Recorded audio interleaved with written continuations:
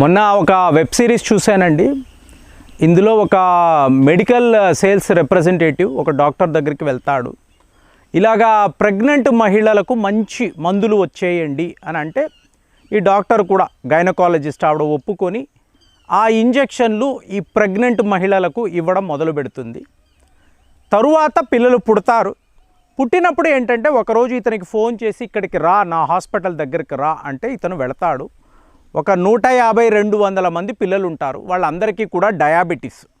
So ఈవిడ అంటుంది, నువ్వు ఇచ్చిన మందులు వీళ్ళకి ఇచ్చాను అంటే తల్లికి ఇచ్చాను, పిల్లలకి ఇవాళ డయాబెటీస్ వచ్చింది.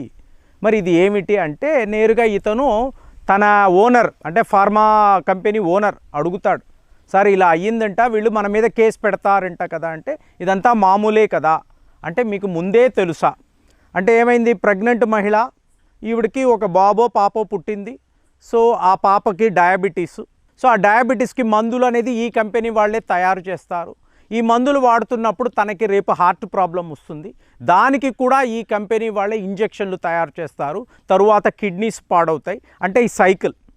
ప్రెగ్నెంట్ మహిళ ఆవిడ తీసుకున్న మందు నుంచి ఈ పాపో బాబో వీళ్ళ జీవితాంతము మీకు ఇలాగ మందులు వాడాల్సిన పరిస్థితి, ఆ మందులంతా కూడా పలానా ఫార్మా కంపెనీయే తయారు చేసి ఇస్తుంది అంటే ఇలాంటి ఒక కథ విన్నప్పుడు మనకి ఎలా ఉంటుంది?